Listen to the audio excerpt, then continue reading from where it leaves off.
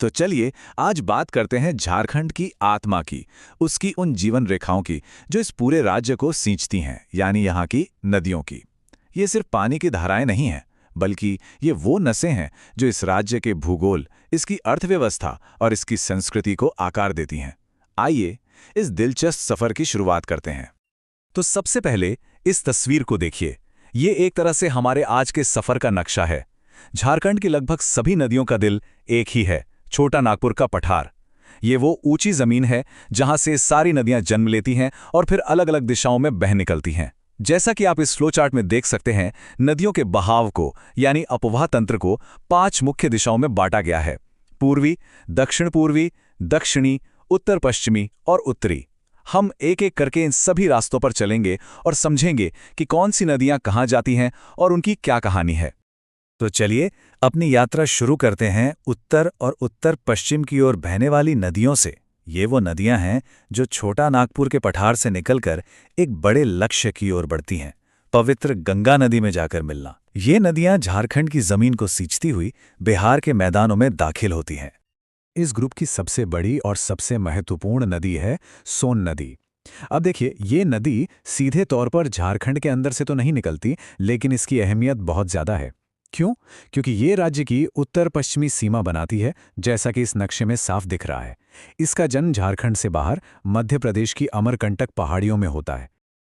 अब जो बात सोन नदी को वाकई दिलचस्प बनाती है, वो है इसका आकार। इसकी कुल लंबाई देखिए, 784 किलोमीटर। ये कोई छोटी मोटी नदी नहीं है, एक विशाल धारा है। इसके जो उपनाम हैं सोनभद्र और हिरण्यवाह, ये सोने से इसके कनेक्शन की तरफ इशारा करते हैं। शायद इसके पानी का रंग सुनहरा है, या फिर कहानियों के मुताबिक इसकी रेत में कभी सोने के कण मिलते थे। इसकी एक बहुत जरूरी सहायक नदी है उत्तरी कोयल, जिसके बारे में हम अभी बात करेंगे। और जैसा कि हमने पहले भी कहा, ये पलामू और गढ़वा जिलों के बीच एक कुदरती बाउंड्री का काम भी करती है। सोन नदी इस सफर में अकेली नहीं है। उत्तर की तरफ बहने वाली और भी जरूरी नदियां हैं। इनमें से एक है उत्तरी कोयल, जो रांची के पठार से निकलकर आगे जाकर सोन में मिल जाती है। दूसरी बड़ी नदी है पुनपुन। ये पलामू से निकलती है और गंगा के साथ साथ, मतलब उसके समानांतर बहते हुए आखिरकार उसी में मिल जाती है। पुनपुन नदी का हिंदू धर्म में बहुत ऊंचा स्थान है। इसे कीकट और बमाघादी जैसे नामों से भी जाना जाता है, और ये इतनी पवित्र मानी जाती है कि पितृपक्ष के समय लोग यहाँ पिंडदान करने आते हैं। चलिए अब उत्तर से मुड़कर चलते हैं पूरब की तरफ, और यकीन मानिए, ये झारखंड का सबसे महत्वपूर्ण अपवाह तंत्र है। ऐसा इसलिए क्योंकि इसी इलाके में राज्य की 2 सबसे मशहूर और सबसे ज्यादा असर डालने वाली नदियां बहती हैं, दामोदर और स्वर्णरेखा।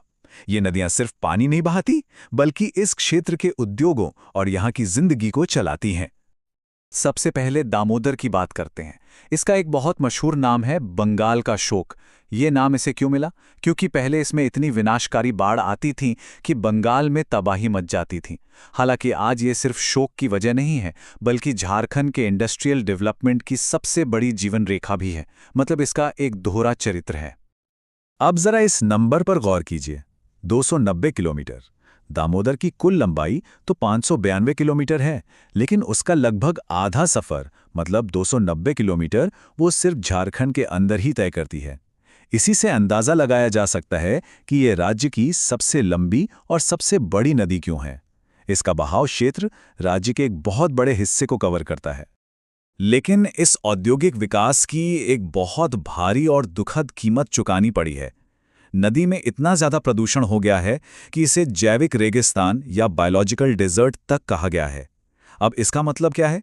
इसका मतलब यह है कि प्रदूषण का जहर नदी में इतना घुल चुका है कि इसके अंदर का जीवन, मतलब मछलियां और दूसरे जलीय जीव, लगभग खत्म हो गए हैं। ये एक बहुत ही गंभीर चेतावनी है। तो कुल मिलाकर दामोदर की कहानी के 2 पहलू हैं। एक तरफ ये नदी लातेहार के टोरी क्षेत्र से निकलती है और एक ऐसा बेसिन बनाती है जो कोयले के भंडारों से भरा पड़ा है।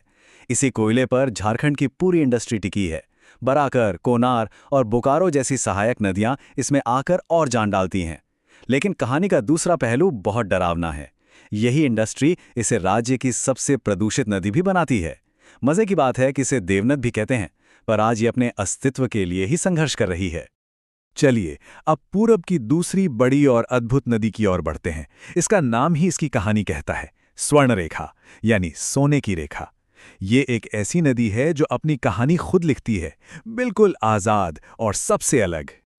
और ये स्लाइड स्वर्ण रेखा की इसी खासियत को बहुत अच्छे से बताती है। इसकी सबसे बड़ी बात पता है क्या है? ये कि ये एक आज़ाद नदी है। मतलब रांची के पास नगड़ी गांव से निकलकर ये किसी दूसरी बड़ी नदी में नहीं मिलती। ये अपना रास्ता खुद बनाती है। 470 किलोमीटर का लंबा सफर अकेले तय करके और सीधे बंगाल की खाड़ी में जाकर समंदर से मिल जाती है। झारखंड की ये इकलौती ऐसी नदी है। सदियों से ये बात कही जाती रही है कि इसकी रेत में सोने के कण मिलते हैं, जो इसे और भी रहस्यमयी बना देता है। और हाँ, झारखंड का मशहूर हुंड्रू फॉल्स भी इसी नदी की देन है। पूरब की तरफ बहने वाली एक और नदी है जिसके बारे में जानना जरूरी है, मयूराक्षी। देवघर की त्रिकुट पहाड़ियों से निकलती है ये, और इसकी एक ही बात इसे सबसे अलग बनाती है। ये झारखंड की अकेली नदी है जिसमें नाव चल सकती है।